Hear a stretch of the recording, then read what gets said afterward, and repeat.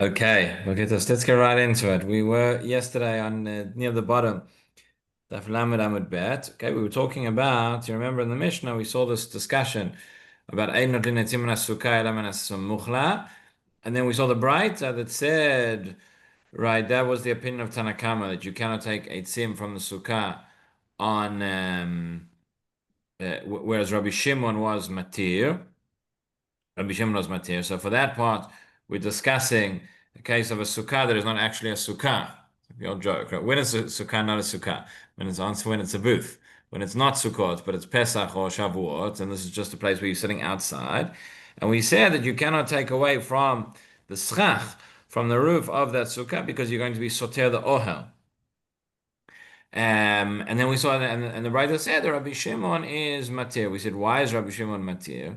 Does he not hold it right? You're going to be soter oil. So we said, no, there it's talking about a sukkah that has fallen down. There's a sukkah that's fallen down. Not only that it's fallen down, but also you were kind of expecting it to fall down before the Chag came in. It was already a little bit flimsy to begin with. And therefore, according to Rabbi Shimon, there is no muktzah in such a scenario, and therefore that would be allowed.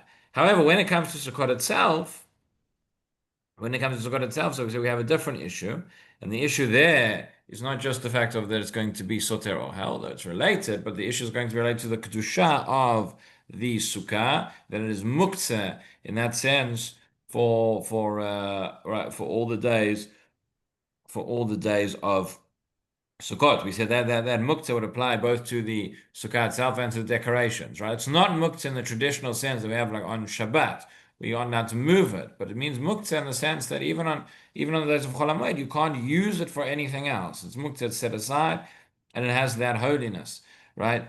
And then we saw the end of the right that said that if you made it tonight, then everybody agrees that it's mutar. So initially we thought that this end of the writer that said imitna le'akol fitna'o. That's about halfway down the page. You can see it. But imitna le'akol fitna'o. So we said that was we thought that is talking about on Chag itself, and that is quite problematic to understand how that could be. So in the end, we said no. It's not talking about on Chag itself. It's talking about that's going back to the Reisha.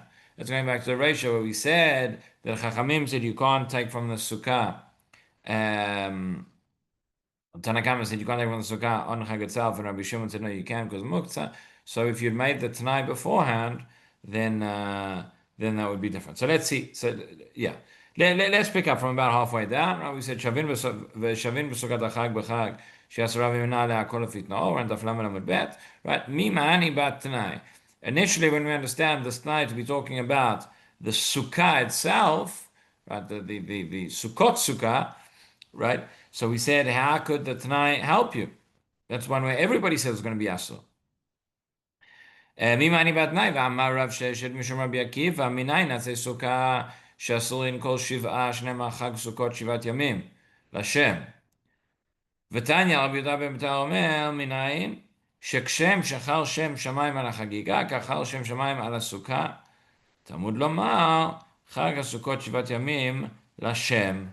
Ma chag lashem, afsuka lashem. In other words, what's the limit over there? We say, where do we know that it begins, right? Amarav sheshet mishum Rabbi Akiva, minayin atzei sukkah shason kol shabbat. How do we know that the asay sukkah, the word of the sukkah is going to be asur, you're going to be forbidden to use it for anything else throughout all 7 days of Sukkot, right? Shenema, we learn from the pasuk, chag Sukkot shivat yamim lashem. The fact that the pasuk juxtaposes the word chag relating to Sukkot and the word Lashem, that's the limud of Rabbi Yehuda ben B'teira. Minayin shekshem shechal shem shamayim ala chagiga, kach chal shem shamayim ala sukkah. Right, says Rashi, ala chagiga, shamei chagiga, le'aser mi shehu kedushu. From the moment that you have designated the korban for the chagiga, that is going to be forbidden, meaning it's now hekdesh, you can't use it for anything else. Remember, on all the different chagim, we have different types of korbanot. Right? There's a special different korban. Then there's what's called an olat reiyah. Everybody comes on aliyah laregel, has to bring a korban olah, and you also have to bring the shalmei chagiga. Shalmei chagiga is a korban shlamim, as opposed to a korban olah. Korban olah is called that because it's kulo ol Hashem. It's completely consumed on the mizbeach. The shlamim, part of it goes on the mizbeach, part of it goes to the kohanim, part of it goes to the owners. And you can bring as many shamei chagigah. You can bring additional ones as well. So it's called shamei simcha. That's why on Pesach, when we bring the korban Pesach, Bezrat Hashem b'merav yameinu, we should be merit to do it again. But when we would bring the korban Pesach, so the korban Pesach is eaten ala sova. You have to be full. When you're eating the korban Pesach, you're not hungry anymore. So how can you not be hungry? So you've answered, you've eaten your korban chagigah first.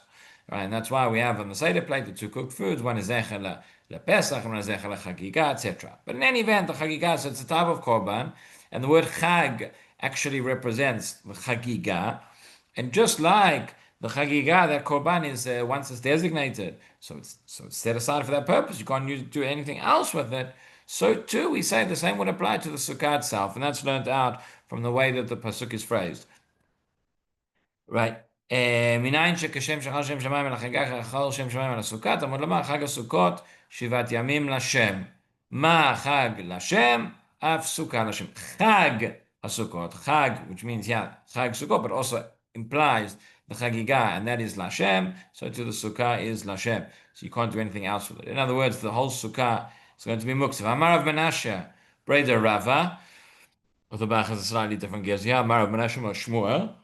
Either way. It says, Seifa, Atan sukkah de Alma.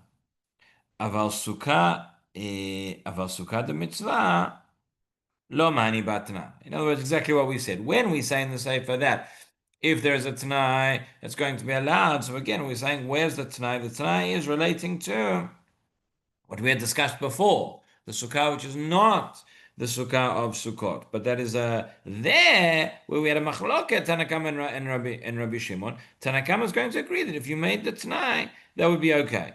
But if you made a Tanai regarding Sukkot mitzvah, so that's not going to work.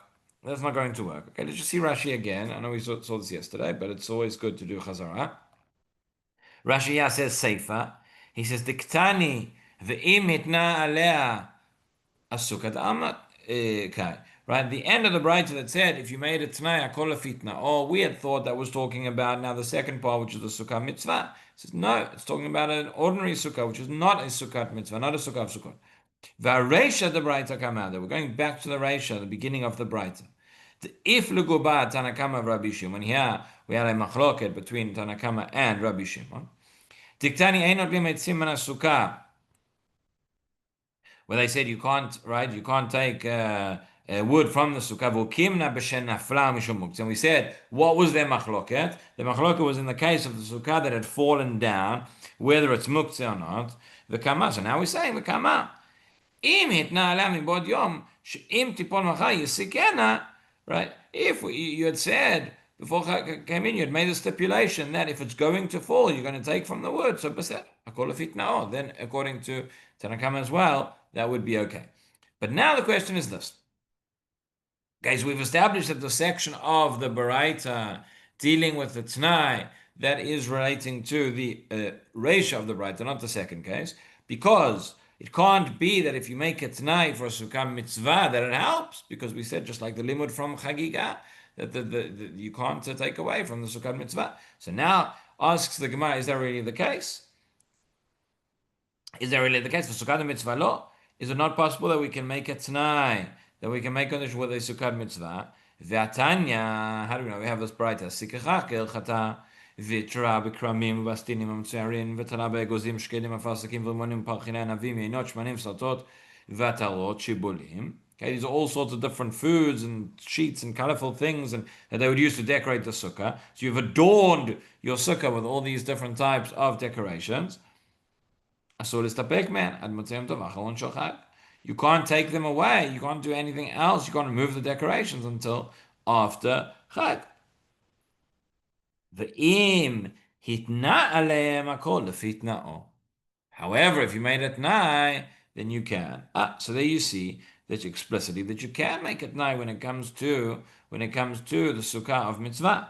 So Abaye v'Rava da'amit avayu be'omer eini boder me'em kol ben hashmashot. Lo chad kedusha alayu. Abai and Rabbi explain as follows. Right, we know the language, by the way, we know the terminology. When the Gemara says the Amri Tarvayu, means when they say both. Oftentimes, if you have two Tanaim or two Amoraim or Abale Plukta, right? Sometimes you have Rabbi Shimon and Rabbi Yehuda, or you have Rabbi Yochanan and Reish Lakish, or in our case, you have Abai and Rava, who argue throughout Shas. They argue about everything. But he has a case, Abai and Rava, the Amri Tarvayu, both of them say, meaning if they normally argue with each other, but they both agree. Okay, so that's a strong argument. So we say any bodel mehem kol ben hashmashot lo chala kedusha. What's the tanai? The tanai is that you say that you make a tanai for ben hashmashot. Okay, when chag comes in, you're saying they're not going to be muktzah before the chag has come in, and before the ben hashmashot is the time which is safek yom, safek laila. It's an inherent doubt whether it may be day or it may be night. So for certain instances we have to be machmir, but for certain things we can be maker. This is why Shabbat or Yom Tov always comes in before. Somebody's asking me the other day, how come it's 25 hours, not 24 hours, right? Because it comes in before Shkia, because in case that might be nighttime, and that might be the Chag already. But when Shabbos or Yom Tov goes out, we have to wait until after Tzeit HaKochavim, because that time might be day, and then it's still considered right Shabbat or Yom Tov. But in any event, so at the beginning of Ben Mashod, you make at night that these decorations, these Noyei Sukkah, are not going to be. You're not separating yourself from them yet. You don't want the kedusha to apply to them, so that you can that works. Aval atzei sukkah dochala kedusha alayo itkatzai l'shiva. However, such a night could not work on the atzei sukkah, on the wood of the actual sukkah itself. Why? Because already from Ben Mashod they're going to be muktzah because of the fact that we are stringent that it may be already Yom Tov, and if you were to take them away, you would be soter ohel. So because we have that problem of soter ohel, they are mimele going to be muktzah, and therefore there is no way that you can make a t'nai. So the proof from this Beitza that you can make a t'nai regarding the decorations of the sukkah, that's correct, but it does not apply to the actual sukkah itself. So now the Gemara asks the following question. It says, hang on a sec. How is that different from the following case? How is that different from the following case? Maybe before we see the following case, let's just look at Rashi again. Rashi says, Abai v'Rava the Amri Tarvayu, going into the long lines, the lo damu l'sukkah l'inyan tna'a.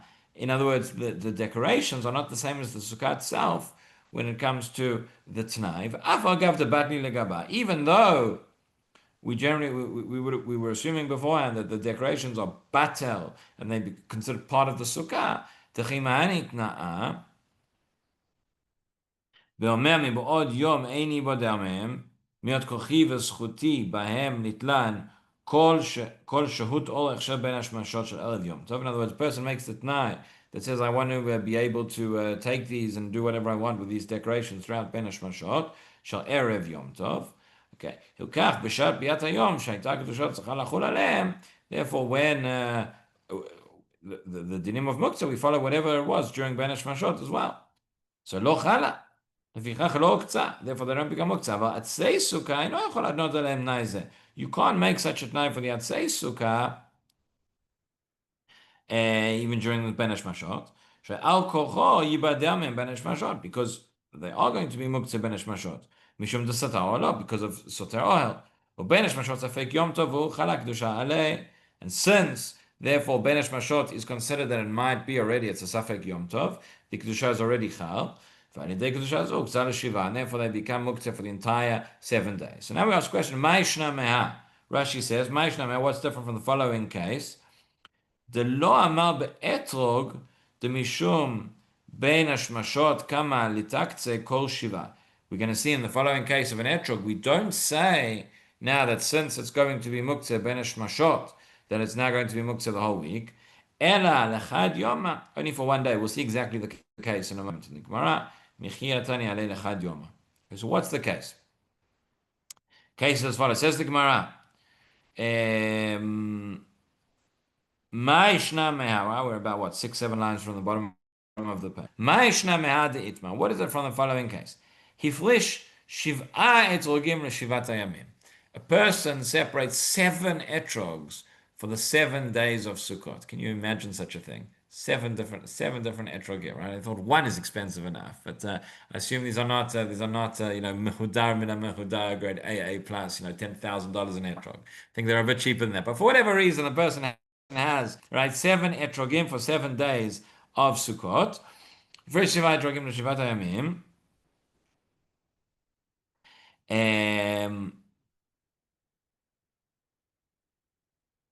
אמר רב, כל אחת ואחת יוצא בה ואוכלה לאלתר. ורב אסי אמר, כל אחת יוצא בה ואוכלה למחר. In other words, what's the machloket? It's machloket between Rav and Rav Asi. I've set aside, normally, if I have an etrog, so the etrog is going to be muktzah for the whole week of Sukkot. Yes, Howie? Why 7? You have at least one Shabbos, and that was 7. You don't take it on Shabbos? That's true. That's true. That's a good question. Why? What about Shabbos? So I haven't looked up in the Rishonim. I assume that they would address that question. Well, it's muksa on Shabbos. Muksa. Okay, but you don't need 7. You're taking one for each day. It could be that the Gemara is just using kind of a borrowed language. You're saying why it means why that means why. I would assume there's somebody who interprets it this way. You're saying 7, but you really mean 6, meaning you need one for each day. It's just a way of speaking, I think.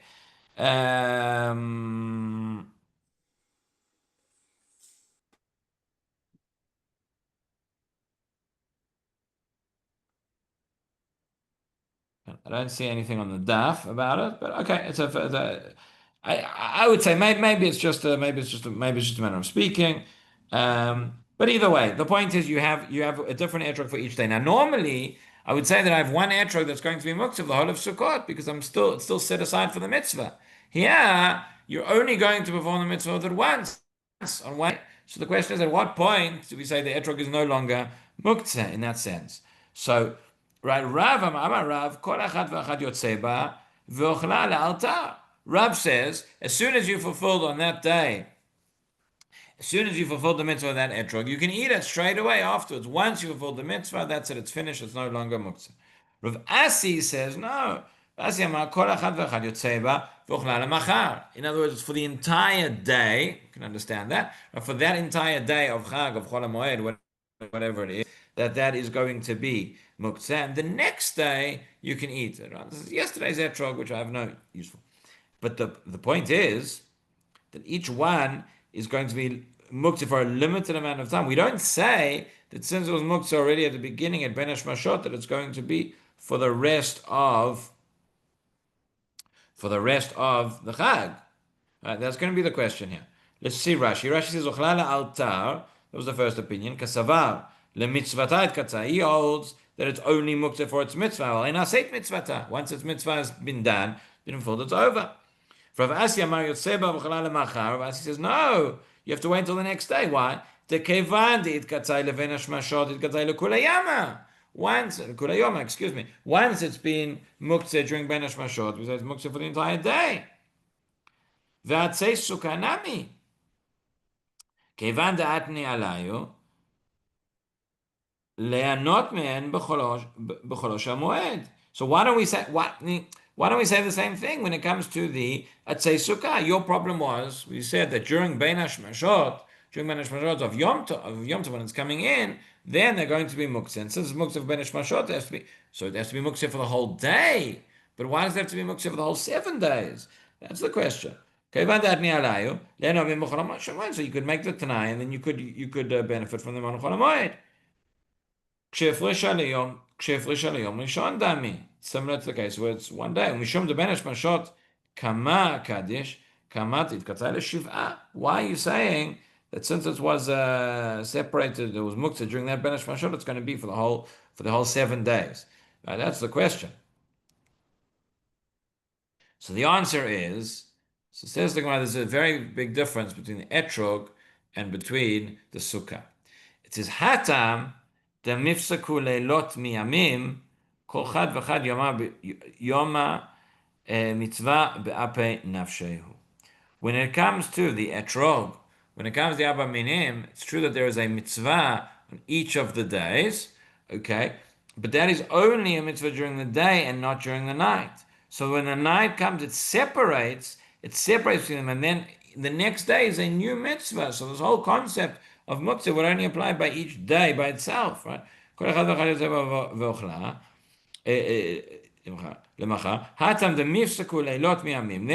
you have the night separating between the days. Rashi says,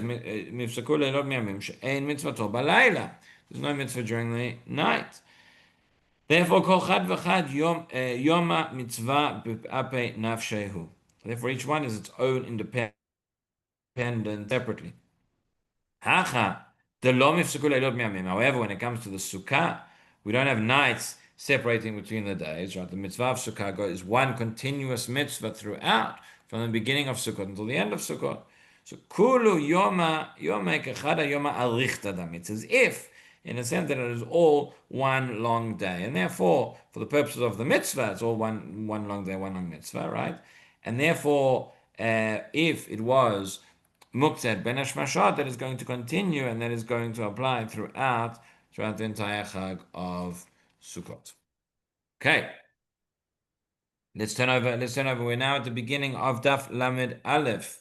Amud Aleph. We have a couple of Mishnayot on this page, continuing at the moment with the Mishnah, which is dealing with, we're going to continue to talk a little bit about muktzah and different things, and then we're going to get on to a bit of a discussion about kiboy, about extinguishing, and a few other things as well. So the Mishnah here says like this: "Says Mevi'in eitzim min hasadeh, min hamechunas, umin hakarpef, afilu min hamefuzar."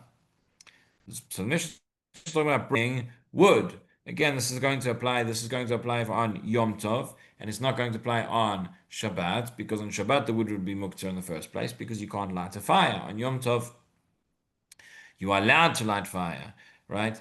So we have Yom Tov candles, etc. Midoraita, the truth is that Midoraita, you would probably, according to most opinions, you'd be allowed to light a new fire. However, Rabbanan said no. Said that when we light a fire on Yom Tov, it has to be from an existing flame. So, but the point is, therefore, you can bring firewood and all sorts of things and feed it into the fire. That's you're using it for firewood. It's not a klish melachto or anything like that.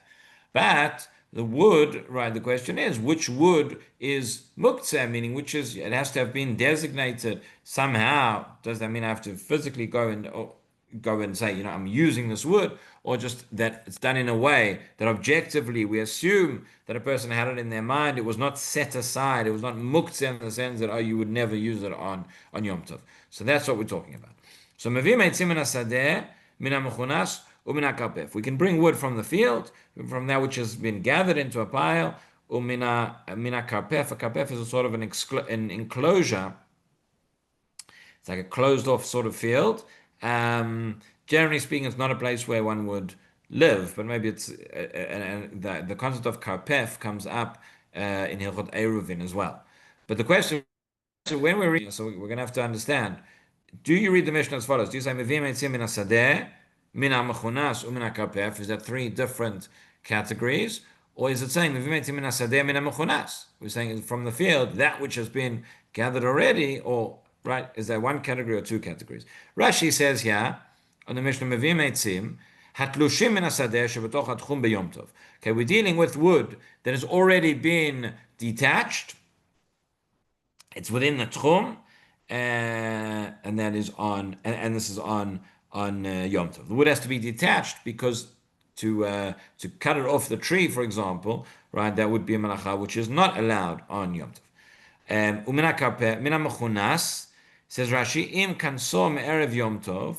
If you had gathered up this wood, gathered it together into an area right before Yom Tov, the galei datei dalayu samich, that you are revealing that you are interested in having this wood, right? The eino muktzah, and therefore it's not going to be muktzah. But muktzah, but that which is all just scattered in the field, that is still muktzah. Umin hakarpef shu mishtamel mukaf saviv, afilu mefuzalim shebo lo iktzah midato. The karpef is sort of an enclosed area. So the way Rashi seems to understand the Mishnah is as follows: he says mevim eitzim min hasadeh min hamechunas. I think it's fair to say that he understands that it's from the field, from that which has already been gathered up in the field before Yom Tov, that you can go and take those woods, but that which is scattered around in the field that you could not. Okay, but min hakapef afilu min hamfuzar, within this kapef, within this sort of like a field sort of area, but it's enclosed. Then even if the wood is scattered up, because the person has in their mind that whatever's in the kapef they're going to take on Yom Tov. Ezu kapef kol shesamuch la'ir divrei Rabbi Yehuda. Rabbi Yehuda says the kapef is an area that is right adjacent to the city. Rabbi Yossi אומר כל שנכנסים לו בפותחת ואפילו בתוך תחום שבת. Okay, Rabbi Yossi has a different